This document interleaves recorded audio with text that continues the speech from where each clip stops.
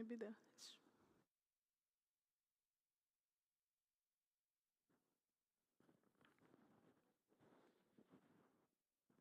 Do you want us to? You can hear me? Yeah. Good afternoon. We are about to start our session now. Just want to welcome you all. My name is Jane Mufamadi.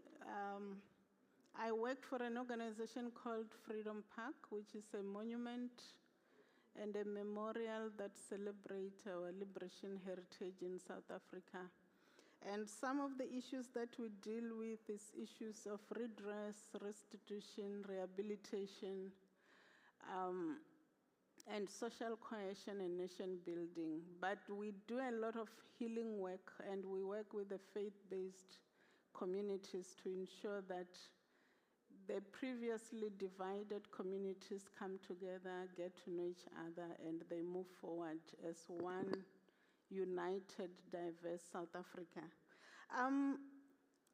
We are privileged to be moderators of this session on this very important topic that I'm sure you know we are grappling with. Both Africa and other countries are dealing with the same issues of refugees, of migrants, and those that are internally displaced. The migrants and refugees faces significant challenges, including vulnerabilities, displacement, human rights violations. And we do know that the faith-based communities can play a crucial role in providing the support, in the protection, and also in advocating for these individuals. The critical challenges of human displacement in particular, especially linked to conflicts, but also these days increasingly linked to climate change. It presents policy challenges for governments. It presents these challenges also for humanitarian work that various organizations also do. But we know that as faith-based communities, the concepts of generosity in welcoming strangers, in protecting them, it's what we are enjoined to do. And therefore, this session will focus on these issues, looking at what are different communities, structures, and organizations are doing to address such. What are the challenges, what are the lessons, and what do we need to do to ensure this protection, and also to ensure that we do our bit as instructed by our various faith communities and religions, but also as responsibilities of government and these other organizations. To kickstart off our panel, let me hand over to my co-moderator, Christina, to do a brief introduction and to introduce the first panelist. Thank you for choosing to join our breakout. Before beginning, just a couple of housekeeping. We do have one panelist who is missing on the slide, so we wanted to give full recognition also to Father Peter John Pearson, and we also will not be following in the order that you see on the slide because we're wanting this to have a cohesive flow. We're going to kind of go high level, do some framing, have some of our faith actors here speaking about the work that they're doing in their particular faith communities around these issues and through their faith lens, how they look at protection, and then we will kind of draw it all back together at the end through more of an academic lens. So with that being said, again, my name is Christina Tobias Nahi. I'm with Islamic Relief USA, and I've been part and parcel of these forum for many years, and working on refugee issues is one of my portfolios, and watching the wavering and unwavering support of the faith communities to protect those, as we heard earlier, who are the most vulnerable and watching the different political dynamics and how that plays out in every one of these forums where we are hosted. We are an international humanitarian development and advocacy organization, and it is my real delight to participate on this panel because we work with at least 3 of these organizations doing either first response, humanitarian relief, and or refugee response. And so I may pose some questions to them about some of those partnerships. So in the panel just before, in the plenary, we heard that call that there's not been enough attention, maybe this week, around the crisis in Sudan. And it was actually somewhere that I had wanted to start out because it is now, with over 4 million displaced, the largest humanitarian and displacement crisis that we're facing. And Islamic Relief is very proud to partner with both HIAS, who is down here, and we will be introducing them later, on some refugee work with Sudanese who have been displaced to Chad, as well as with UNHCR. And there our partnership is working on housing for women and children specifically, which is both a protection mechanism and also, as we've been speaking so much today, a dignity measure, right? To be able to give these unaccompanied families a place that is dignified to reside, and they can be protected from GBV and other exploitation that we know is rampant. So I'd like to pass to Shafik, who is from the UNHCR, to speak to us and kind of give us a broad approach on some of the policy work and policy approaches they are doing to buffer what are increased drivers of displacement around the globe. And as part of that also, we are well aware that public perceptions often shift from being very welcoming in these communities. Communities often are very generous in the beginning, and then we start to see that shift, and it gives way to xenophobia and other concerns. So we'd love you to address these issues. Thank you very much, Christina. Thank you. It's a great honor and privilege to be part of this amazing conference, summit, in preparation of G20 with great civil society contributions and recommendations to come up from it. So as UNHCR, on behalf of our global family, I would like to thank you all and organizers for inviting us to be part of it, to voice what is supposed to be actually those that needs to voice themselves, but we are actually an intermediary advocate for the refugees displaced internally or stateless persons across the world. Currently, we are looking at record numbers of 123 million on record for 2024 recorded, and looking at more rise at that, historically speaking. There has been no other period in our establishment since 75 years. So this is our anniversary, 75th anniversary of UNHCR, post-World War II, one of the first United Nations agencies to be established post-establishment on the build-up to League of Nations that turned into United Nations Charter that really works on peace building, really at the very core of it, and human rights and humanitarian law that has stemmed out of it. But this 75 years, one of the oldest conventions that has been signed, majority-wise in the world.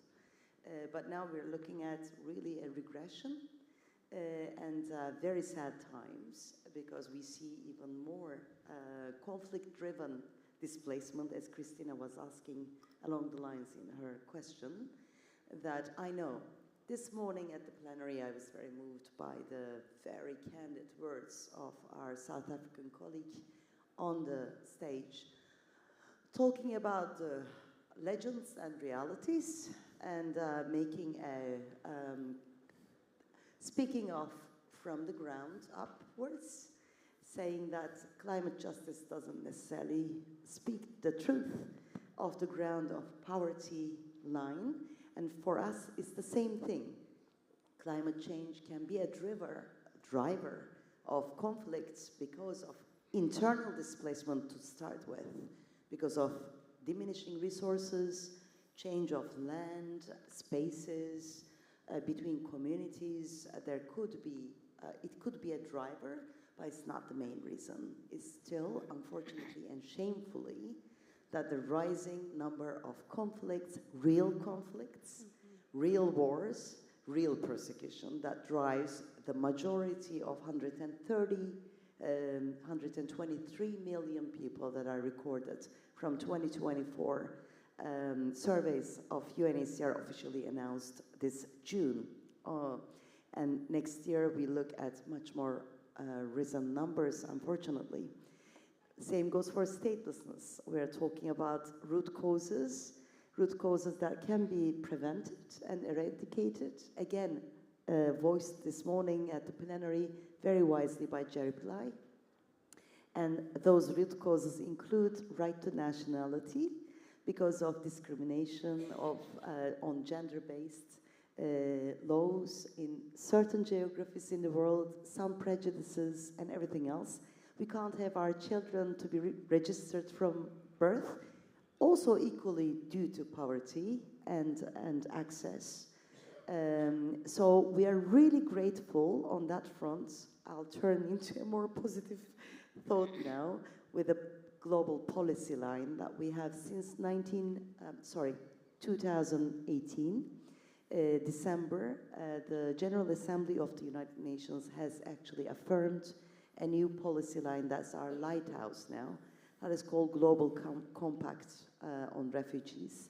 That means multi-stakeholder approach, because not a single one actor, neither UNHCR nor a state, can carry these solutions on their own. We do recognize every single effort by every single actor on the table equally. That includes with the recognition of faith-based communities, religious leadership, that is recognized in Global Compact on Refugees. That is a contemporary version of a global policy that is complementary to the conventions as international law that we have on statelessness as well as refugee law. So that's our approach, that we do know with everyone on the table that's the only way to deal with it, including local actors and refugees themselves being part of the community and the voices that are part of the solution. We're just really the facilitators. We recognize ourselves as facilitators in the whole solution finding, durable solutions and eradication, as well as prevention methods. So here I just want to pause and maybe to continue with a more interactive conversation. These are some of the initial global thoughts that I want to share. Thank you. Thank you for setting that framing. And thank you for setting the tone. I will now move to Pastor Gareth Steed. Speaking about knowing what to do, as indicated, what lessons can we learn from the response of faith-based organizations to the xenophobic attacks in South Africa in 2008, especially with regards to the addressing the systemic issues and the roles played by policymakers, faith-based organizations, and other community leaders? Thank you very much, Dr. Jane. And I feel very much like that young man who was tragically killed in a flood, and he found himself in heaven. And he said, I've got to tell everyone what happened. This is a big disaster. This flood is a big story. And he gathered everyone he could, and he was about to tell everyone what happened. And then someone next to him leaned over and said, don't forget, Noah is in the audience.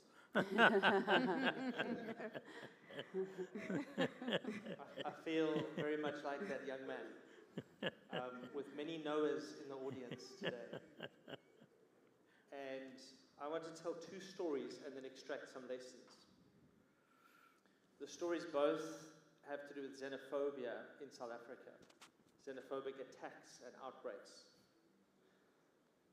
In 2000, and both stories start on a Friday afternoon and evening and culminate with newspaper headlines the following Monday morning. The first one was on Friday, the 23rd of May. I was in my study, and I received a phone call from one of the leaders in our church who was at the Philippi East police station. Now, Philippi East is a community in Cape Town, central to eastern parts of Cape Town.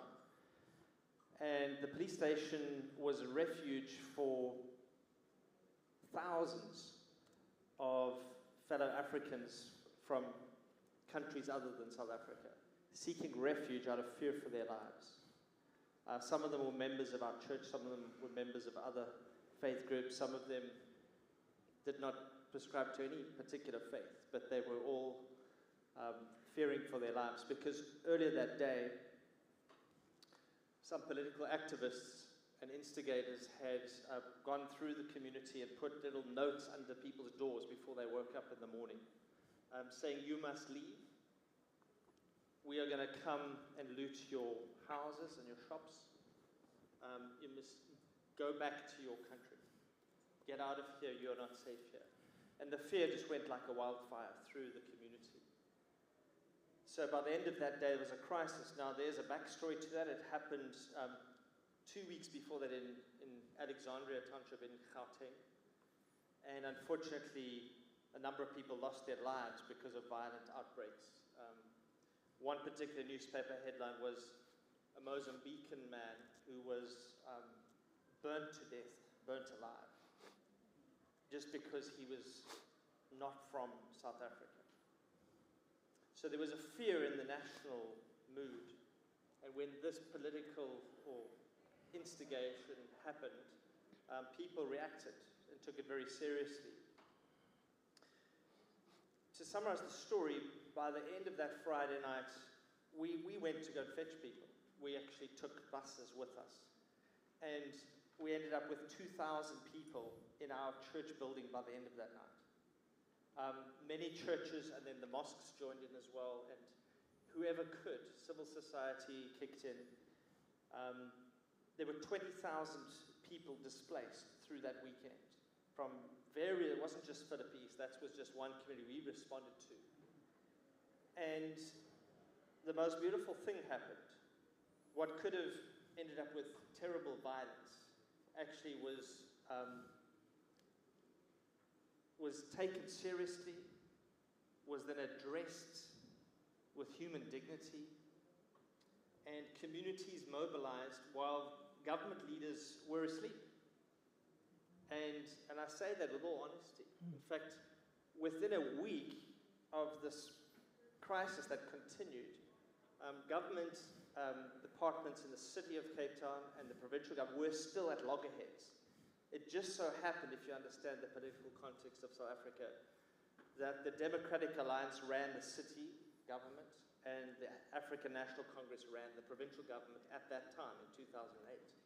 So they had a political standoff with how to respond, locked behind closed doors for days on end, while the faith-based organizations mobilized and did what we shouldn't expect government to do anyway, but we should work with government.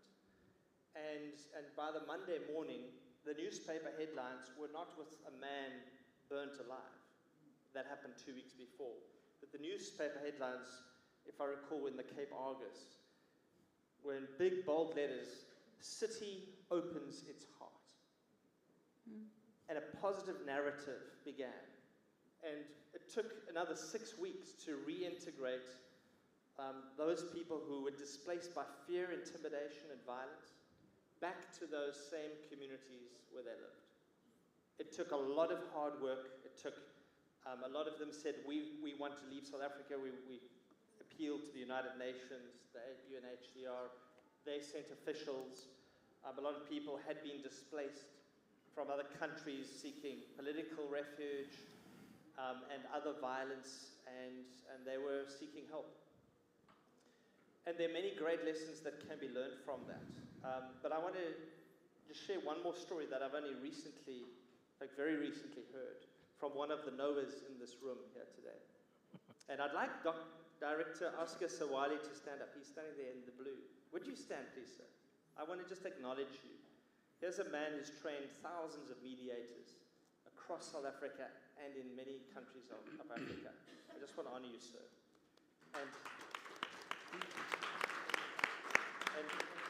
Reverend Oscar and myself got to work mediating during Feesmas Fall in 2015, which was a story for another day. But he told me a story that happened last year, just before our elections, in a community in Drakenstein, which is not far from Cape Town. It's near the city of Paarl.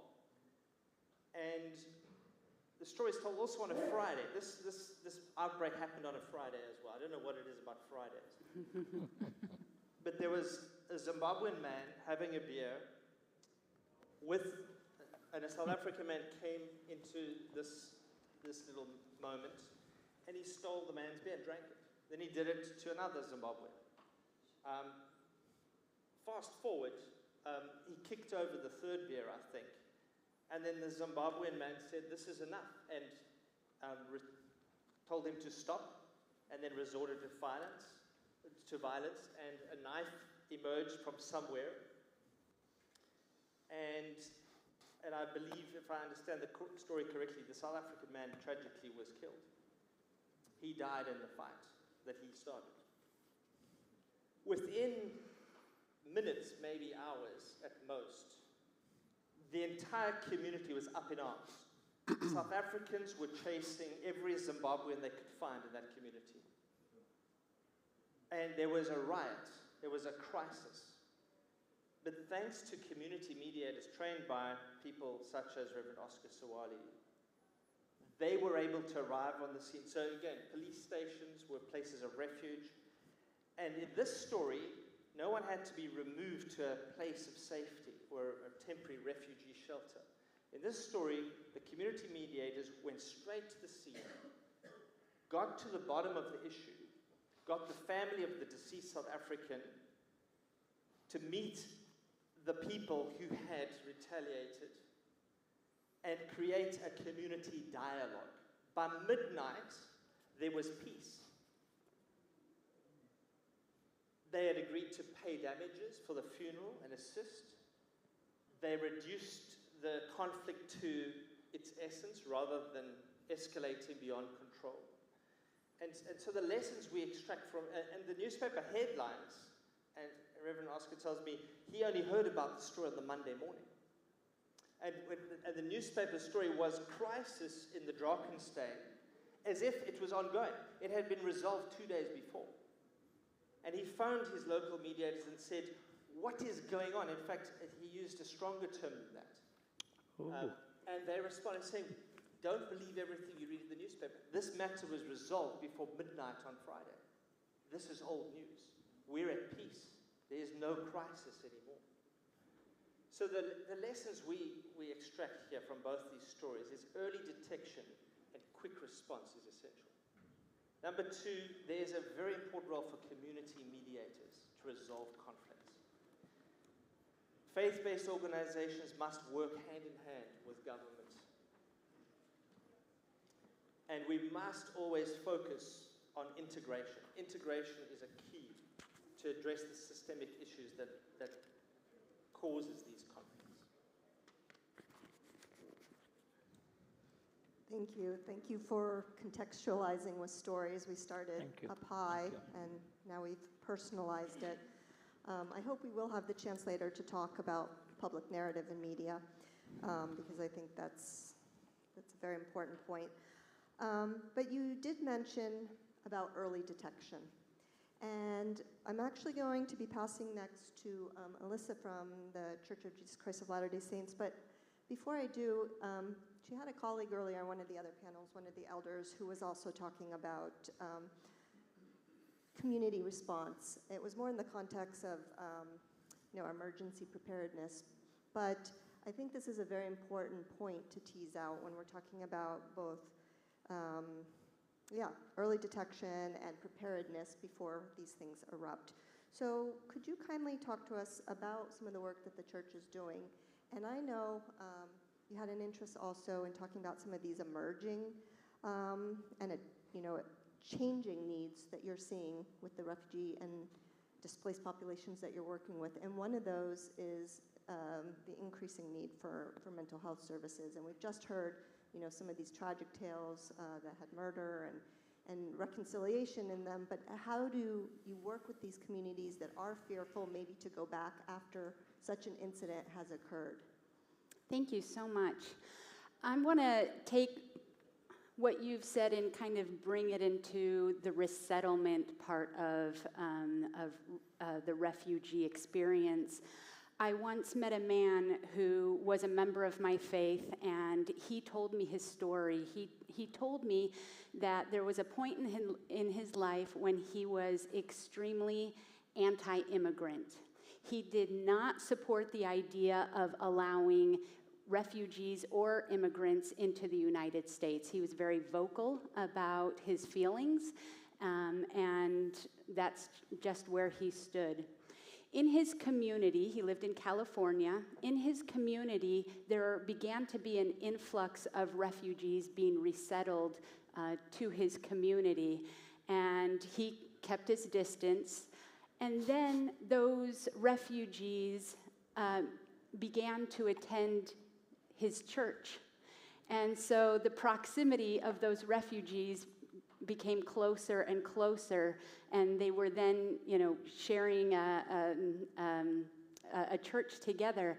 And his bishop asked him to lead an effort to establish gardens for the refugees who had come from an agrarian society and were used to being farmers. And there was some extra land on the church's property outside of the building that could be turned into gardens. And so the bishop asked him if he would lead the effort to work with these refugee families to establish gardens. He was reluctant, but he agreed. You can imagine what happened. After that experience of working one-on-one, of getting to know these families, these individuals, of hearing their stories and knowing what they had experienced prior to coming to the United States, all barriers broke down. And he became a very strong advocate for refugee resettlement in the United States. And I share this story to illustrate the importance of these one-on-one experiences and the power that they can have when we sit and talk with somebody that we don't understand or fear, and listen to their experiences, and the role that faith organizations can have in helping to make those conversations, facilitate those conversations. I love this statement made by Elder Patrick Kieran in 2016. He said, "Being a refugee may be a defining moment in the lives of those who are refugees, but being a refugee does not define them. Like countless thousands before them, this will be a period, we hope a short period, in their lives. Some of them will go on to be Nobel laureates, public servants, physicians, scientists, musicians, artists, religious leaders, and contributors in other fields. Indeed, many of them were these things before they lost everything. This moment does not define them, but our response will help to define us." Powerful, right? The number of displaced persons in the world and refugees, as we've heard, is growing. It's more than ever before. The conflicts are complex and difficult. And so we at the Church of Jesus Christ of Latter-day Saints began to see that a new approach to humanitarian work would be needed. And before the United States determined to pull aid, we had come up with a plan at the church, and we decided to test out a theory or an approach whereby instead of providing funds to an organization here and an organization there, we would try to create coalitions and consortia who could work together. And so we reached out to several of our close global partners and asked them if they would work together and work on an issue. In this situation, we asked them to work on child nutrition and asked them to come to us and tell us what they could accomplish by working together. This would require them to identify each other's strengths and to work within those strengths, depend on each other to accomplish greater things than if they were working alone. We've just completed our first year of this. We came from that with 4 consortium, and they just completed their first year. We're waiting for the reports back to hear how that went. I know in many ways we were able to accomplish more than we set out to achieve, and we have yet to see what else has been the result of that. And so I'm really excited about that approach and look forward to applying that to other types of refugee work that we're doing. And I'll finish with the mental health question. One of the things that we've noticed is that there just are not enough mental health workers in the world to be able to attend to all those who have emotional needs. And so we've taken an approach at the church to teach psychological first aid. Mm. What this means is that we're teaching our members how to have conversations with those who are just, have just experienced a crisis and need somebody to talk to. So the approach teaches 5 principles: being compassionate, allowing others to express their feelings, empathizing and normalizing responses, suggesting ideas for ways to cope, and offering hope. So that when there is a disaster, for example, or we've used this in Haiti with earthquakes, we've used it as refugees have fled the situation in Ukraine, that they have somebody to talk to, somebody who knows how to listen and what questions to ask, so that we can provide some initial first aid that maybe will help so that the needs don't develop into longer, deeper needs in the future. So those are just a couple of things that we're doing. What powerful words. This moment does not define them, but our response will define us. As we reflect on that, let's shift our focus to Sister Lesa, who's the director of Talita Kum Zambia. What is your organization's response and contribution to the protection of the migrants and the promotion of their rights? Thank you very much. Something that shaped our organization happened on the 30th of July, which is the World Day Against Human Trafficking in 2022. Talita Kum, with government departments like Department of Immigration and also UN bodies, traveled to the eastern part of Zambia, Chepata, which is a border of Zambia and Malawi. And one of the activities that we were carrying out there to commemorate the World Day Against Human Trafficking was visiting what we call in Zambia correctional facilities, which are called prisons.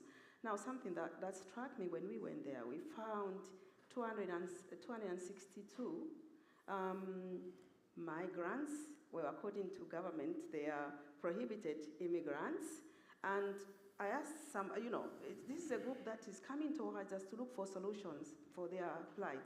And I didn't know who they were. So I asked a colleague who was, working with government. I said, who are they? Why are they in prison? And he tells me, they are prohibited immigrants. Where are they from? From Ethiopia. So for how long are they stayed here? Some 1 year, others. Never said, so what is happening? So it really looked like people were stranded. And literally, all of us who came out there, we came out sad. What should have, helped us to commemorate the Anti-Human Trafficking Day just ended in that space. So we as Taritakum were very struck by, that group of people that seemed stranded and started reflecting on what we could do. So we went to government departments to ask, what is it that is happening? So they asked us, they told us that, look, Ethiopia is not our immediate neighbor. Zambia does not have money to airlift these migrants back to Ethiopia. So we actually wrote a letter to the Permanent Secretary for the Ministry of Home Affairs and Internal Security to allow us to have an encounter with them. So we were given a condition, yes, but we were given a condition. We needed to work with an officer because we were suspicious. Why were we just interested in international migrants who were in prison and not the Zambian prisoners? So we welcomed that idea, and we started going to profile migrants. In that case, just as she spoke about, having an encounter with them one by one. We would ask them, using a profile form, where are you from? What motivated you to travel? Where do you want to go? Because, as I said, they didn't have documents.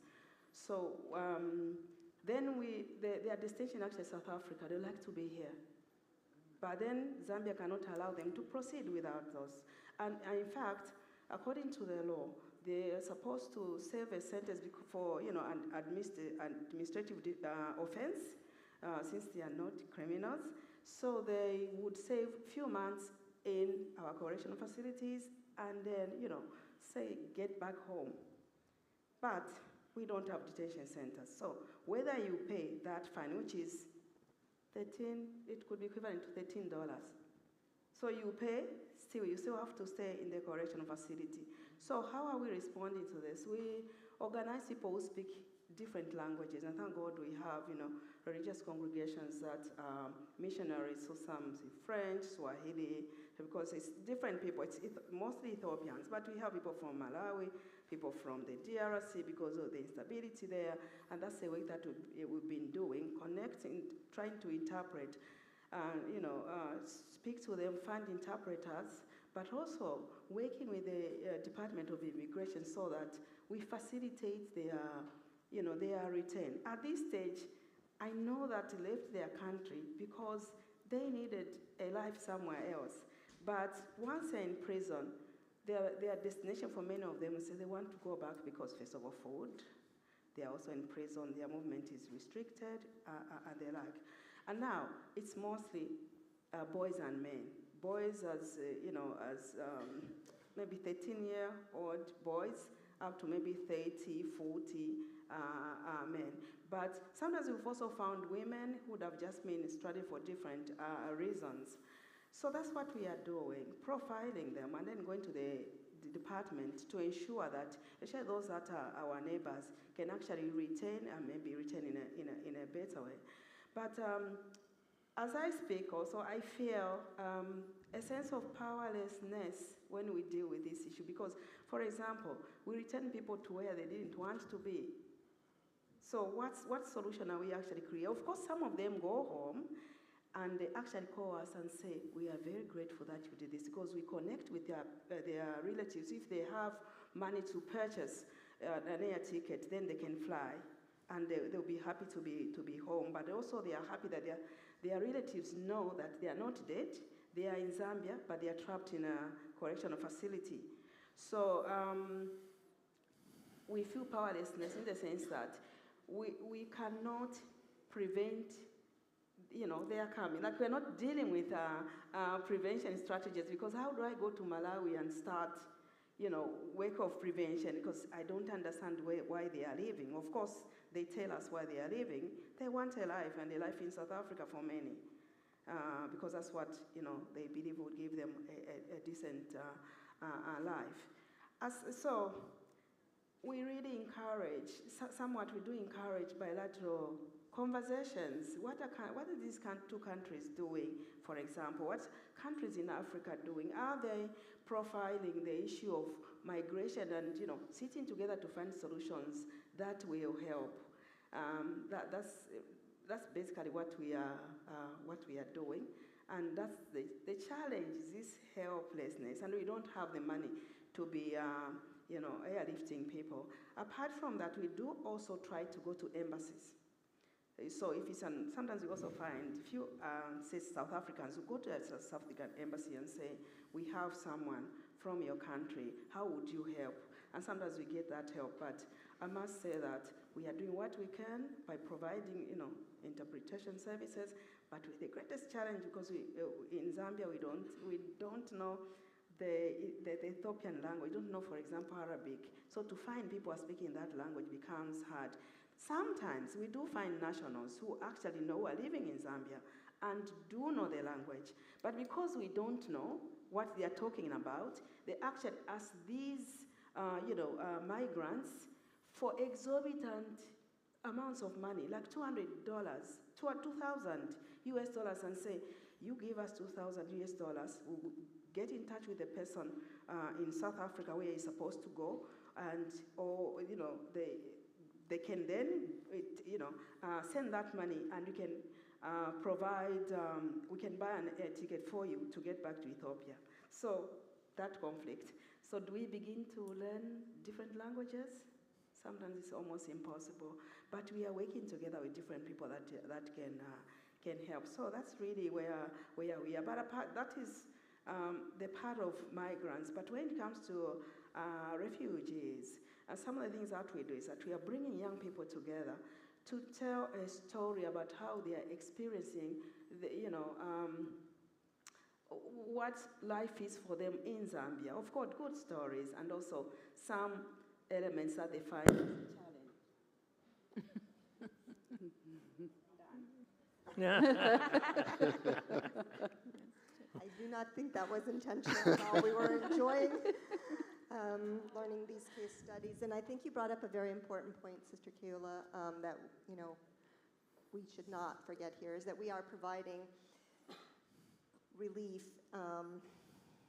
and a life somewhere else, whether that is temporary or whether that is permanent.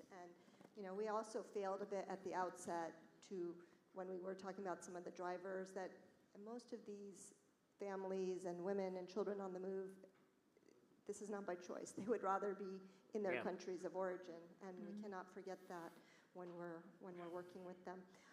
So I would like to pass to Hayes. I mentioned earlier that Islamic Relief has a longstanding partnership with them, not only in Chad that I mentioned, where we've been responding together to the Sudanese refugee crisis, but in some other countries as well. And one that I think is very significant, and I always like to highlight, because I think it's such a beautiful case and very challenges the narratives that we always hear about the Muslim-Jewish relationships, is that we actually have a shared joint office in Lesbos, Greece, responding to the refugee crisis that started with the Syrians that were coming across the seas from Turkey, and now is responding to Africans and other diaspora populations.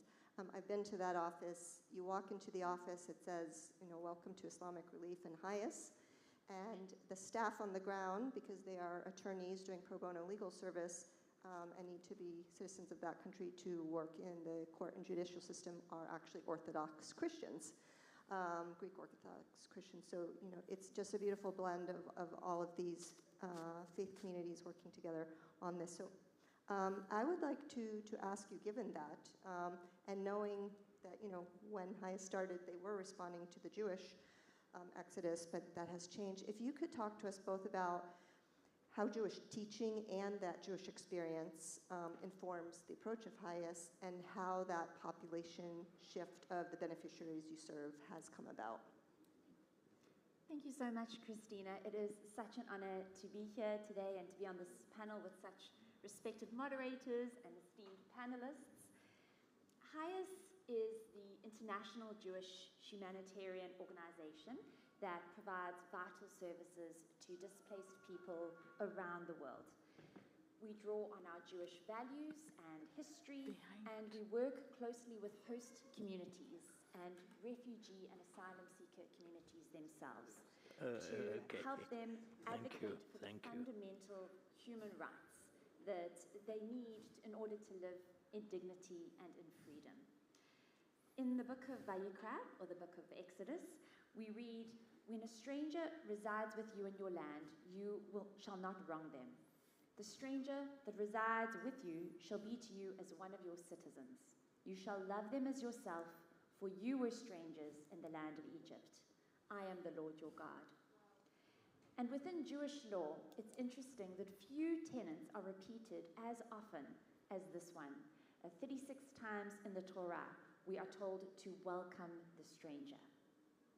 A hallmark of the Jewish tradition is the ceaseless struggle for justice and the two pillars of tzedek, justice and charity, and tikkun olam, or repairing the world.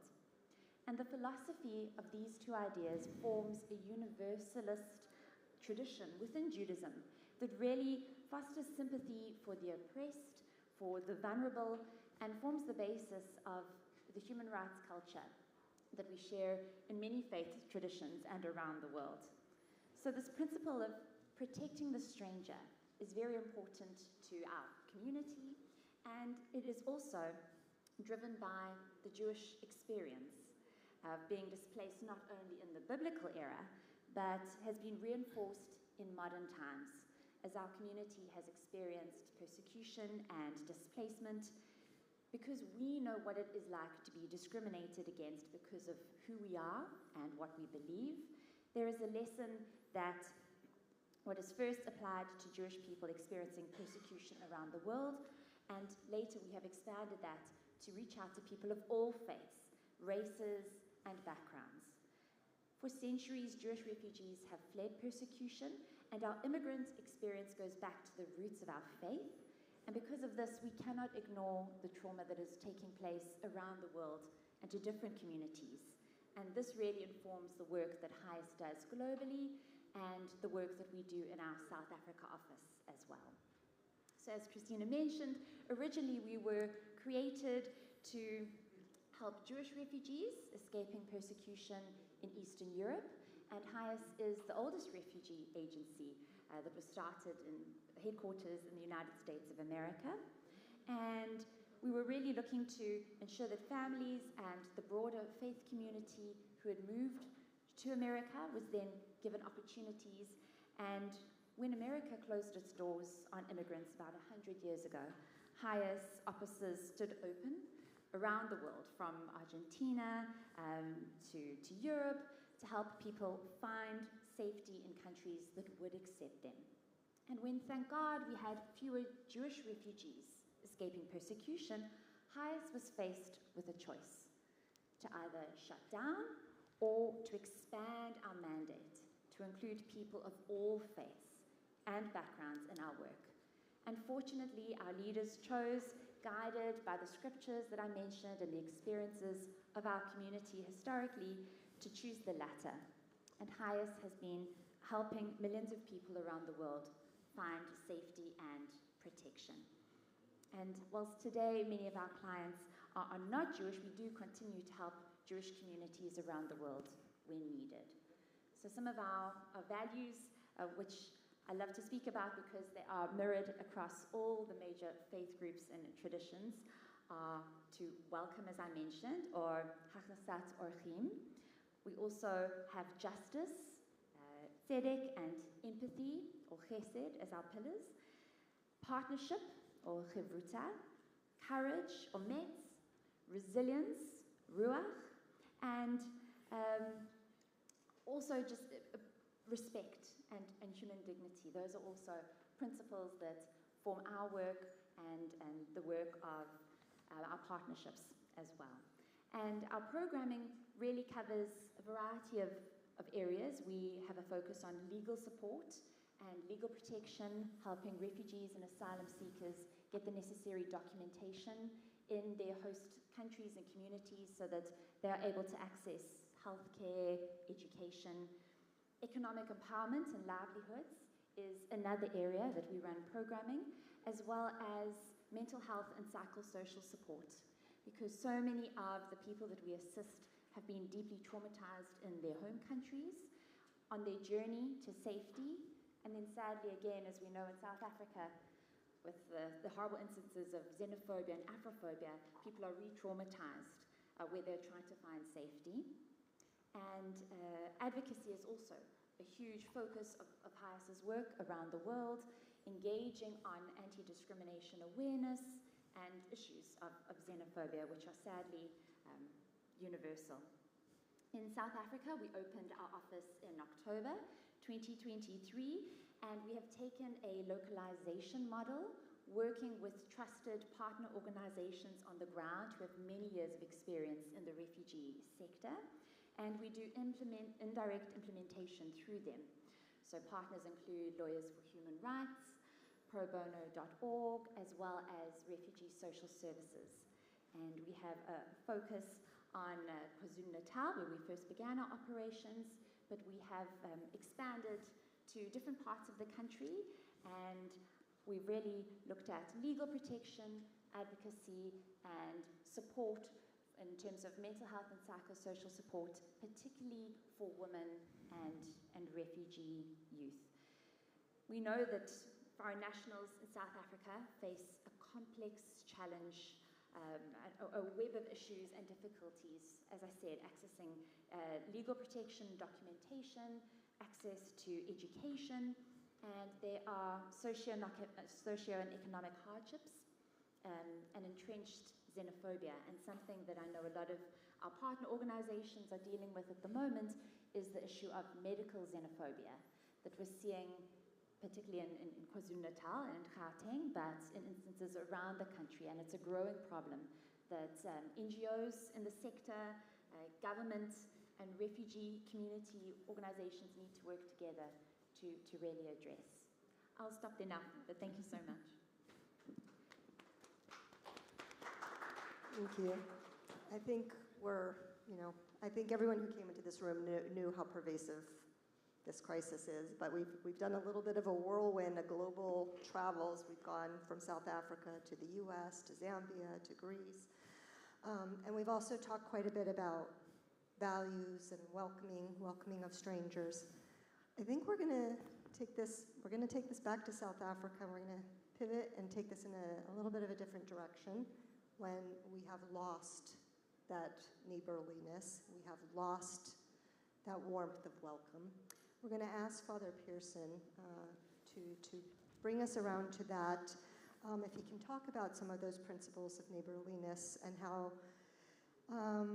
he has explored how victims of apartheid policies of exclusion rapidly, and this was his words, rapidly, became practitioners of both race politics and exclusion politics, and how that came about, and what do we do about that?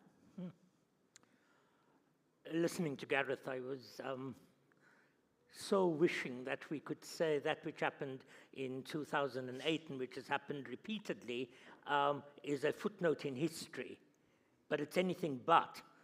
Many of us, I think, here saw clips this morning, video clips, of several groups of people from a political party called Action SA to movements on the ground, Dudula, Operation Dudula, and March on March, go into Addington Hospital yesterday and stop doctors and nurses from working, stopping pharmacists from fulfilling prescriptions, and so it's anything but a footnote. It's a very present reality and an incredibly horrible stain on the achievements of our liberation and of our move forward, and it remains a stain there. But I say that also bearing in mind that it is also a stain on our faith communities. Because the kinds of social dynamics, the kind of pedagogical dynamics that we know go into that kind of violence of a rapidly declining paradigm shift from being the oppressed to being a new group of oppressors happens for many, many reasons. But one of the things that really speaks powerfully to that move is the internalization of our oppression. the internalization of the ways of resolving conflict, which we know for the 300 years of a colonial society and a settler colonial society in this country has meant that we know no other way to resolve conflict other than through violence.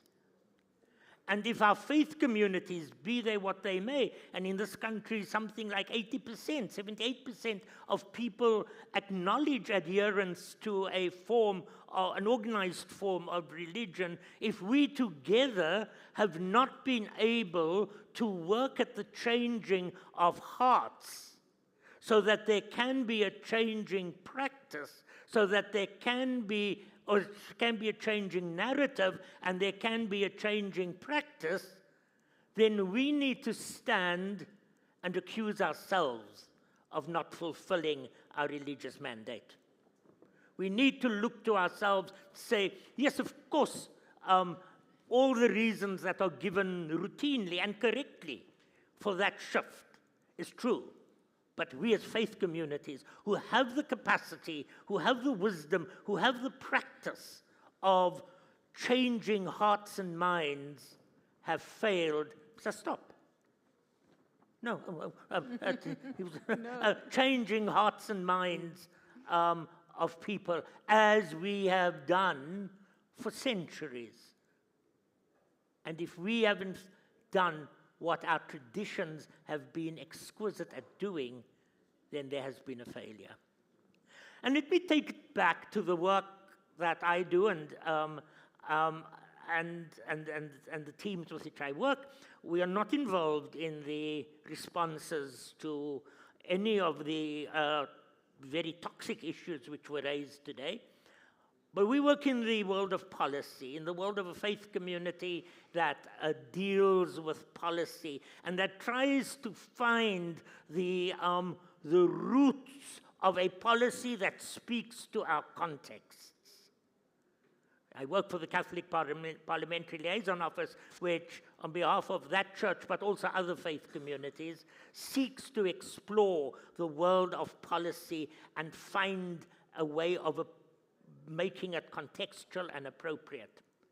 And that's a difficulty in our time, because I think the flows of peoples has raised at least 4 concerns that I have, and I'm not going to answer them, tempted as I might be. I'm going to raise them for our discussions at another time or in the spaces in which we operate.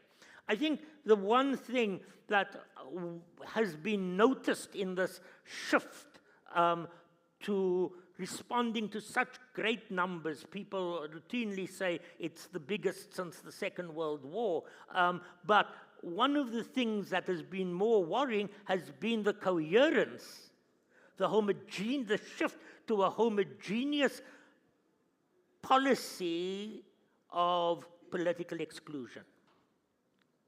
We've moved. In the past, we had distinguishing responses to a range of things that gave us the space and the foundations to build on. You know, the non-aligned movement with the West or the North, different ideas on coloniality, on colonialism, on the responses to imperialism, all very different, the responses of economic systems. But on this issue of excluding people from within our boundaries, there seems to have been a consensus that exclusion must frame any political response. And that I think we need to note. Secondly, I think, and it flows from that the pressure of populism and of cheap nationalism has also meant that we've not only surged to exclusivism, but we have also conflated migration with a whole range of other things: national security, food security, a range of reasons. And so we're not dealing with migration per se, we are dealing with a conflated mix of things that might speak into each other, but aren't actually the same thing. And so people cherry pick their responses to those issues, and in cherry picking also conflate very dangerously their responses. I also want to suggest that in the religious community, in the faith community, there is still in transition a shift from writing and thinking about, for want of a better phrase, pastoral responses, faith responses to the crisis, rather than trying to work on a comprehensive theology of migration, which for all of us sitting here is based on the imago Dei, the principle, the reflection on the image of God in all of us, which takes us in a very different trajectory. And I want to suggest that that is the second important point, that we have a language, that we transition from a language of pastoral care to a language of reflection on the dignity of the person whom we are responding to. And that takes us again on another trajectory. Having said that, or saying that, I also want to point out, as my third or fourth or 11th point, I'm not sure anymore, I also want to point out that it does highlight the limitation of language.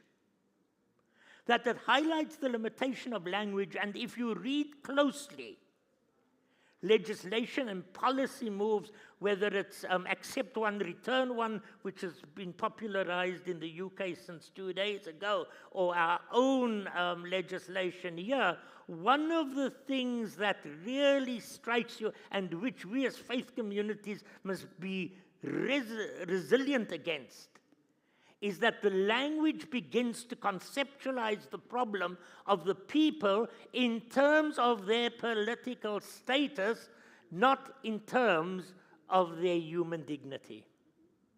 And so we have language emerging like documented and undocumented. Alien. And I always thought those were in the movies. But alien, all that language that now defines people politically rather than the theological language that defines people spiritually. And that we need to deal with and move against, so that their human identity rather than their political status becomes the defining feature. And let me make a last point, that one of the problems with the limited language we're dealing with is that it reinforces asymmetrical relationships. And we can never get to the heart of exploring the theological construct of being made in the image of God while we also tolerate asymmetrical relationships. Let me leave it there. Oh. No, leave it. I tend to break things. No. I'll just sit up straight. What a mouthful. Alana says and reminds us, love a stranger as you love yourself, and the principles of justice. And we are hearing Pastor Pearson here, firstly talking about the internalization of violence, but also he says we must stand and accuse ourselves for having failed in our responsibilities. But he speaks about cheap nationalization. I think, therefore, I am. It's us first, it's me first, and forgetting the values and the principles of Ubuntu. Sister Lisa also talks about the issue of documentation, about migrants and refugees not having documentation. And that brings me to you, Mr. Lance Thomas, from the University of Pretoria. We have often heard, and not only here in South Africa, but internationally, the narrative and the question of migrants as illegal. In your work, especially with the churches, what is your experience and what is your view on the issue of migrants and refugees as illegal?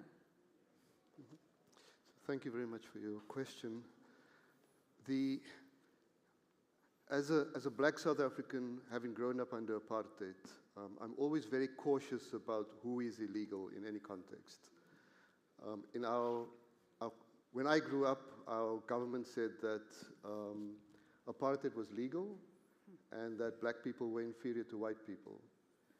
And so when power creates a narrative of illegality, I'm always cautious. And I ask, to what ends is this narrative being created? And so when I look at the issue of migrants as illegal, it says that there's something happening here.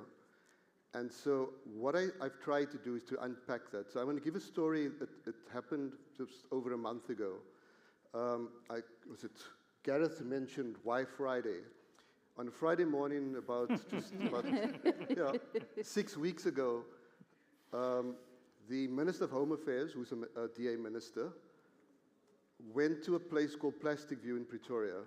And Plastic View is a community created of poor builders who built one of the richest housing complexes in Gauteng. And because black labor is so cheap, the people who built all these mansions now live under plastic. And these wealthy people look down and they see, my view was destroyed by plastic, so the place is called Plastic View. The locals call it Wood Lane Village. And in order to win votes for the upcoming elections, and a show, because Solius Brunk, who is a DA minister who had just been deposed as mayor and hoping to win back the city of Tshwane, decided they're going to have a show of power. And they went and they centered on this community of Plastic View, arresting all illegal immigrants. And they did it on a Friday morning. Why? Because the courts closed at 1 o'clock. And so the time we heard about it and the time we tried to approach the courts to stop them, we were only given a date for Monday. So it is a Friday morning. Mostly women were arrested. The men ran away. We know we're very brave. But the men were taken to actually a worse place than the women. The women were taken to Lindela Repatriation Center because they were undocumented. While we were struggling to get contact with the ladies in Lindela, getting the court date, we were given a date for Monday at 10 o'clock. Children came home from school. There were no parents. Luckily, I've started a project within the university because I'm a theologian. They trust me. They believe that I will give them the right teaching. And my God is always the God of the slave. I think the Ten Commandments starts with that. Remember that you were slaves in Egypt. You will have no gods. The pharaohs chose to be your gods. They told you that they were God. Don't worship states, worship God. And so my people that come to this Bible study, they understand that. It's interdenominational and it's been active for the last 3 years. And so while they were trying to get food to take to Lindela, because women were taken out of their homes, children in Lindela were in their underpants because their mommies hadn't dressed them yet. At 2 o'clock in the afternoon, 10 children came home. They couldn't find anybody that they knew. So we took them to the local church, who were part of our Church Champions network. And we were told the evening that if we don't reconcile the children with their parents, then we are involved in trafficking, and what we are doing is illegal. So we managed through the Church Champions Network and other friends, we were able to get food and clothing for the people taken to Lindela. On Monday morning, we got a phone call from some of the women telling us, we're on the bus, we think we're going to court, because we told them 10 o'clock is the court date. And then they were on the bus too long. And they say, we're starting to see the signs for the Zimbabwean border. And so before the court time, the women were almost at Beit River Bridge. And so when we got there with, we brought the Lawyers for Human Rights, we worked very closely with them. We went in as church, because we wanted to scout. The Lawyers for Human Rights went in as lawyers. They were told there are no refugees there. We went in, we met with one Ugandan woman, because she wasn't Zimbabwean, and we found out that the men were in another place, but this place looked nice and clean because the Human Rights Commission was coming in the afternoon. And so lawyers for human rights were told there are no refugees there, there's no migrants there. We met with a migrant and her child, who was also in a short on one of the coldest days. Our powerful governments always do this on the coldest days of the year. And the men were in another place. So when we came out, LHR said all the migrants have moved. We said, nope, this is our intel, this is what we had. So the time UNHCR came, UNHCR, this Human Rights Commission came, at least they knew where to go to. They asked, where's the other spaces?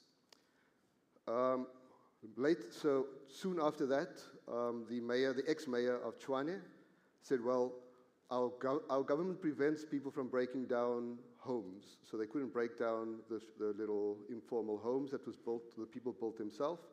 But they said, but now these people are gone, we must better break them down before people come back.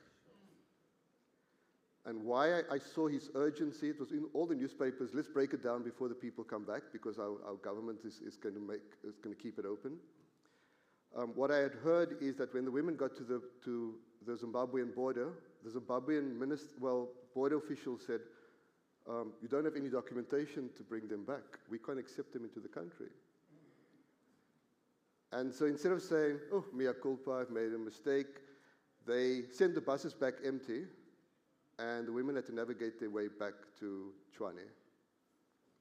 And we are men. We know there's only one commodity a woman has that she can sell it, I'll give her money for, so she can navigate her way back to her family. And so I asked the question, who's illegal? The people in power they want us as people of faith to believe that it is our role to support government, like Pharaoh wanted the Egyptians to serve, the Israelites to serve him. And so we have to say that a new motivation has to inspire our church. We have a big problem with televangelism, American TV. I've always learned, when I studied economics, they said that Tanstafel, there ain't no such thing as a free meal, as a free lunch. Every single home in every single informal settlement or township playing gospel TV 24/7. When America went very xenophobic, all of a sudden all our townships were very xenophobic. All of a sudden, the black body has become a new border. We're not worried about people's documents that are not black, but if you're a little darker than I, you cannot have access to a clinic. I want to see your passport. I want to see your ID. Last week, Friday, a pregnant woman was dragged out of her hospital bed. She died and her child died by Operation Dudula. In my mind, the most colonized black people in our country. Dragged out. Where's the humanity? Where's the dignity in that? Dragged out. 3 arrested, went to prison because Operation Dudula has not been touched since this point, and we have to ask, who are the political people who enforce and protect them? And we know who they are. 3 arrested. Operation Dudula wants to overtake the police station because they want their bodies free. Have we stopped seeing black people as human? Black people stopped seeing black people as human. We understand from America, but it is you, my brother, that is doing that to me. And so I think as church, we need to create a different theology. I come from the Faculty of Theology and Religion at the University of Pretoria. We created the theology of apartheid. The theology that we have in our churches, the theology we preach in our churches, shapes what our people believe and think. It shapes who our God is. And I follow Pope Paul VI, who says, God is not neutral. God is always on the side of the oppressed. And so therefore I stand where my God stands. And my theology is where my God is. And how do we get our ministers to understand that?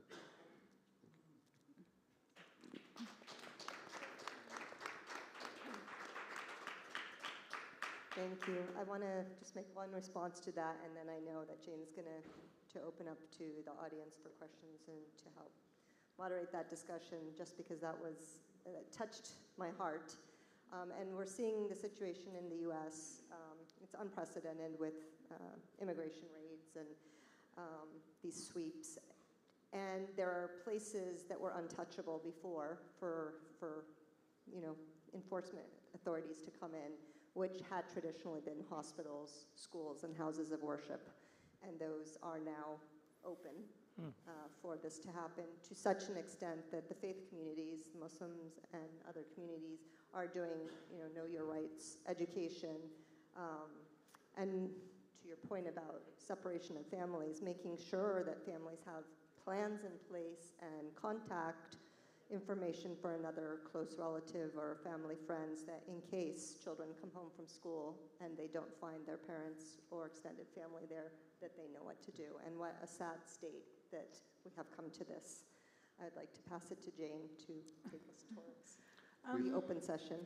Yeah, we're just going to request 3 to 4 questions or commentary from the floor. We request that you be very brief and very precise. And then we'll give the panel just 30 seconds to wrap up as we finish. We'll start with the youth, and we have noted the 4 hands, and that will be all. Thank you so much for all the incredible contributions that have come out from this panel. My question is, okay, I'm from Malawi, Grace Chirongo, and we have got Itzareka refugee camp. There was a point, I think it was last year, where the government of Malawi said all the refugees that are staying in the country should go back to Zareka. The community which was meant for 10,000, but now, right now, it's supporting close to 50,000 plus citizens, the refugees. But now my question here is, but you have also seen how impactful it was on the economy. How can us, faith-based organization, support, not only in terms of providing a humanitarian aid or whatever, but also supporting the idea of long-term integration of refugees to the host communities? Because I know it's a controversial topic, but has got also the benefits even to the host communities. Thank you. I will start at the back and I'll finish here. May you start then? Let's start then, we'll finish here. With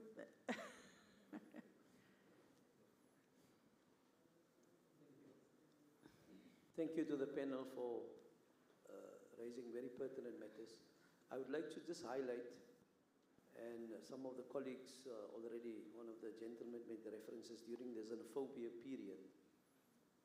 The Muslim community equally played an important role in housing the refugees at mosques, and irrespective of faith and religion. And some of these particular people remain in these particular mosques for many, many days. And it became obviously a very challenging time because many of these refugees were also from Somalia, and they were really pushed into the ocean. And at one given time, the Muslim Judicial Council hosted a very important meeting, a critical meeting, to find some form of solution, to bring some type of sanity back, and for the dignity to prevail. And I think this type of action is so required by faith communities that we should remain, and how faithful are we to our scriptures? Because when we speak about justice, when we speak about truth and truthfulness, then this should apply to one and all across the globe. And I believe the G20 must be able to be genuinely raising the issue of displacement. Because if we look at Gaza, then the reality is that by the United Nations definition, were or other people in Gaza defined as refugees, And if so, how should we, as the G20 and the interfaith community here, play a pivotal role in protecting the rights of the people of Gaza, keeping in mind that they have been displaced from many, many areas during this past 2 years, and those are the facts on the ground. And so as a panel, I believe that this should be one of the areas that we should equally be highlighting in terms of what do we do in terms of faith, rights, and protection as so demanded by our very holy scriptures. Thank you.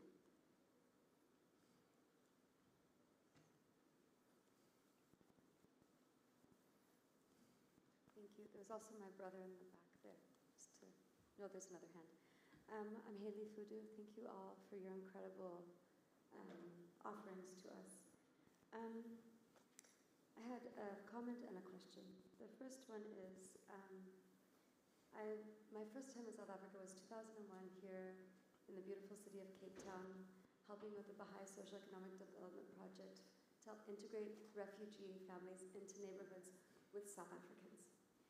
And I want to share just a little story, because what happened was, by working with the children and creating a space where refugee children and South African children could become friends, and the refugee children could learn a common language, the common tongue of English, all of the prejudice and barriers broke down with the children.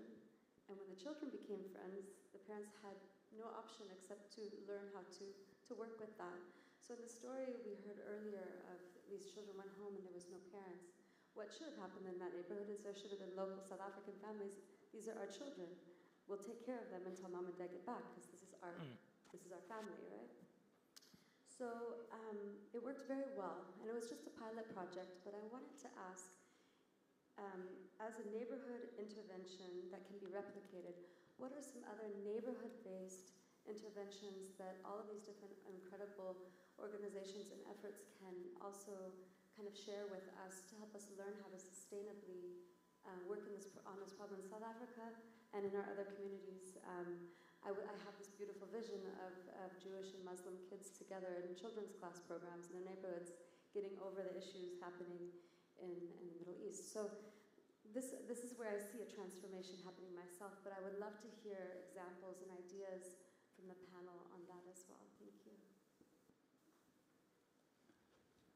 Thank you very much.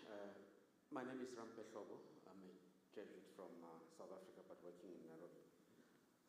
My question is, multifaceted. What else can faith-based organization do to create opportunities of encounter, those platforms of encounter that hopefully will change hearts and minds of people and attitudes? What else needs to be done over and above what has been done? And to promote that Imago Day that you talk about, and which also, by the way, it's there in the preamble of the Universal Declaration of Human Rights. It's been there for 8 years.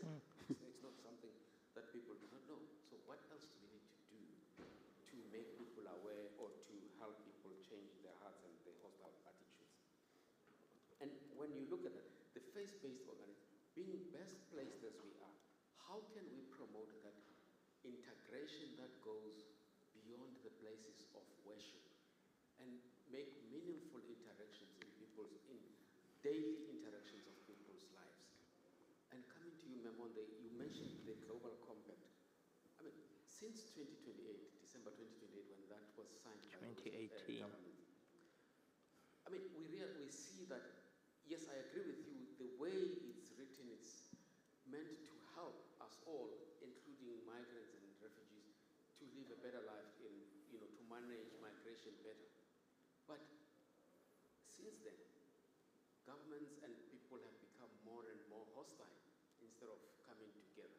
So what else can faith-based organizations do to help us change or make the situation better? I think, I'll stop there. Thank you. Thank you so much. Unfortunately, we've run out of time, so I'll just throw it back to the panel as you respond and you make your final commentary.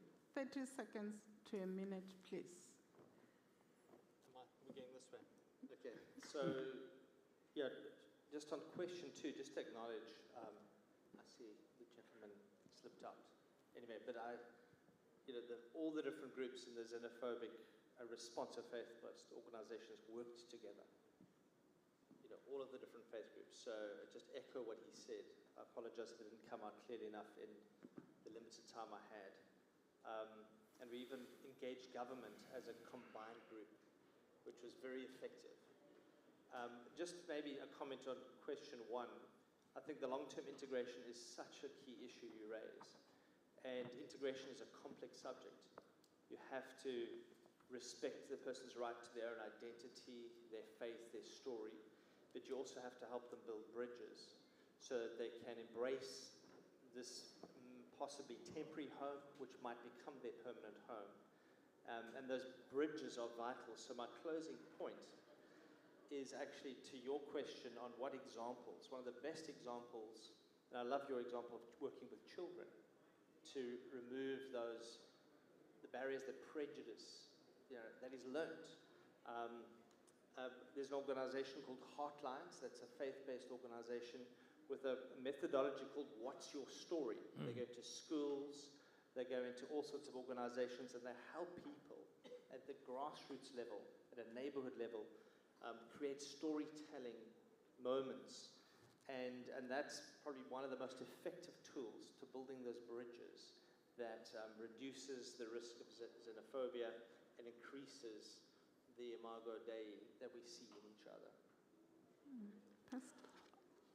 I think the word that emerged most in the various panelists' contribution was the word justice. That the whole concept was, the whole discussion was threaded through with justice. And I would just want to offer one thought. It's not mine. It's the thought of St. Augustine of Hippo, who reminds us that charity is no substitute for justice withheld, that we need to be cautious of.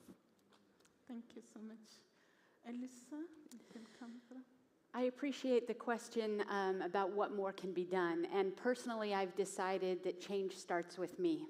And so what can I do to make a difference in my community?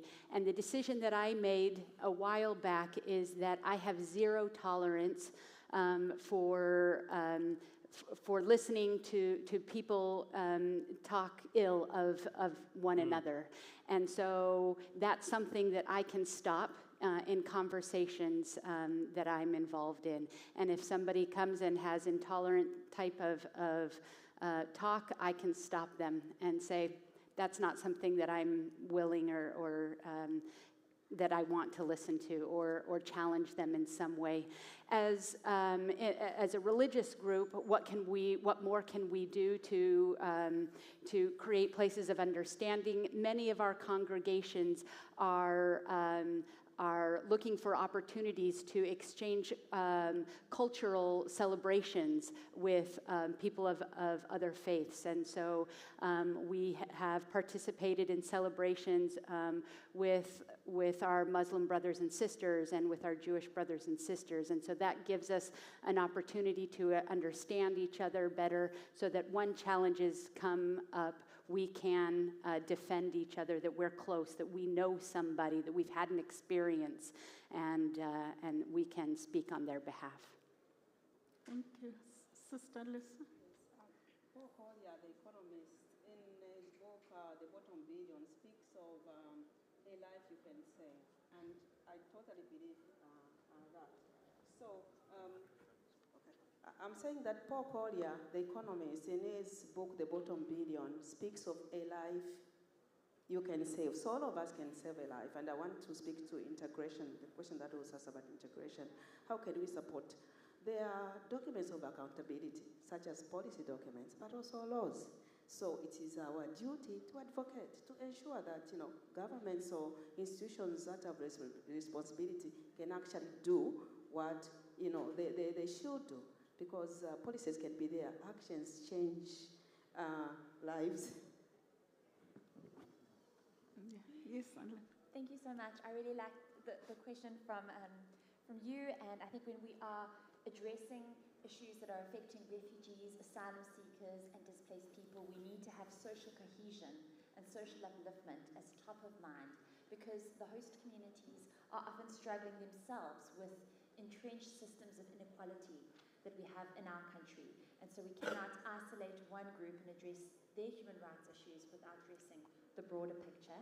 And I'd love to end with a quote from the late Chief Rabbi Jonathan Sachs, who said that I used to think that the most important line in the Bible was love your neighbor as yourself. But then I realized it's easy to love your neighbor because he or she is usually quite like yourself. What is harder is to love the stranger, the one whose color or language, culture or creed is different than yours.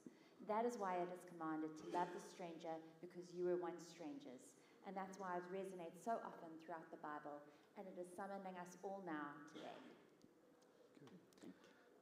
I suppose I would like to finish off with the idea that we need to do grassroots training. It shifts away the idea that we are all racist to our core.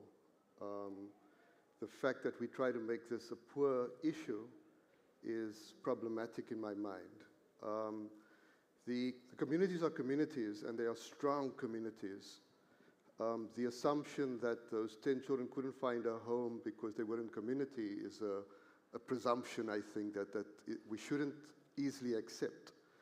I think power creates so much fear in the vulnerable that they are too afraid to act justly and rightly, not because they don't know how, it's because they're so vulnerable.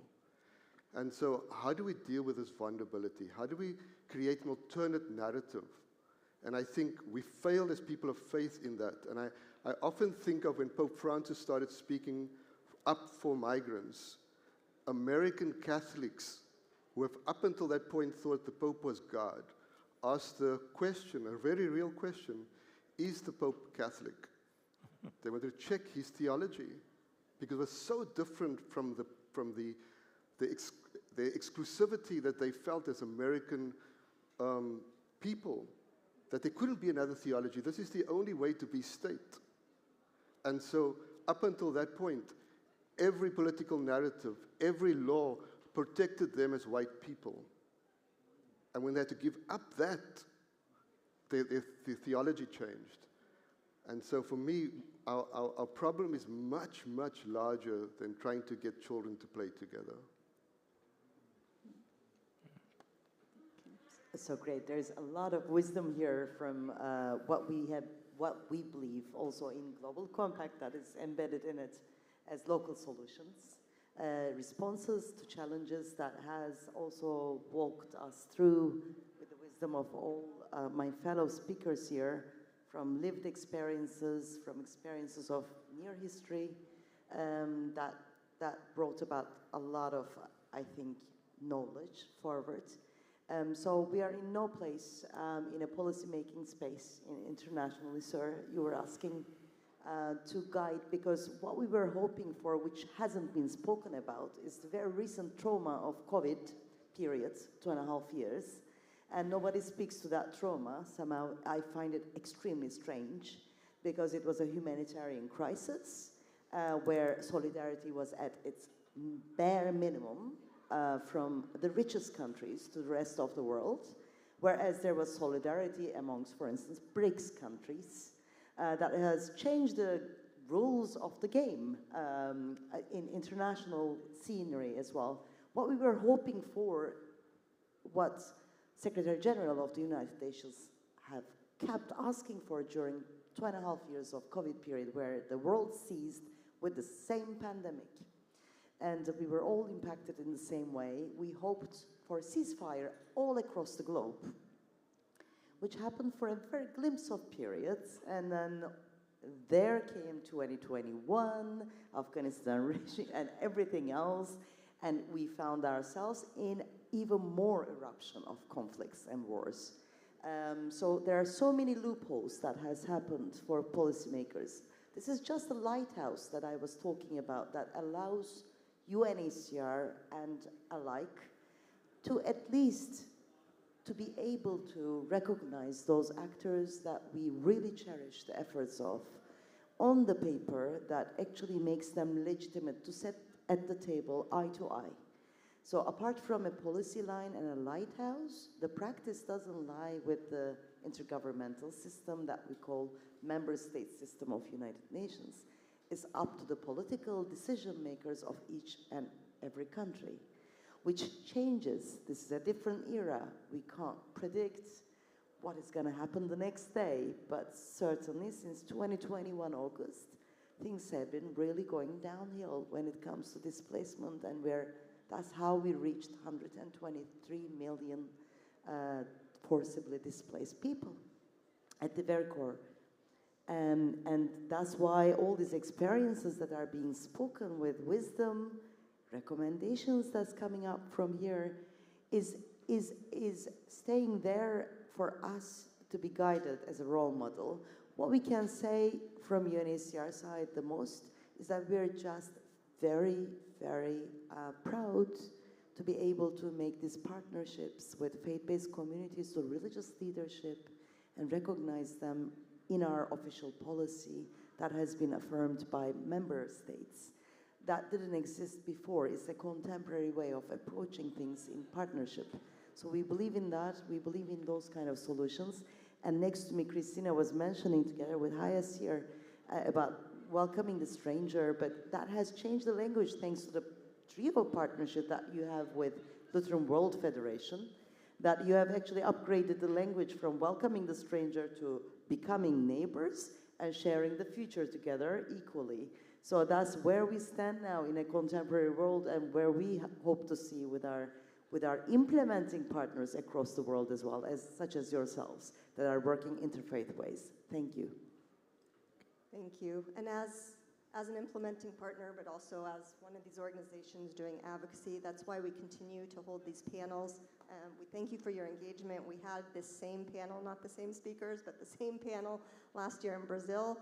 And the year before, we had it in Italy, and the challenges and the opportunities and the contexts, are similar in some ways and different in other ways, but we will continue to push and to be advocates. And we want to thank you for coming, but also tell you, if you're interested in delving more into this topic particularly and thinking about more creative solutions and policy recommendations, we are having a session tomorrow that's a fishbowl session, which is very interactive, and we will invite you to come to that one as well.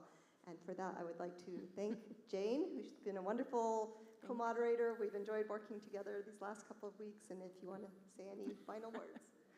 Just to thank you all for being such a lovely audience and allowing us to push you just a little bit over time. Thank you so much.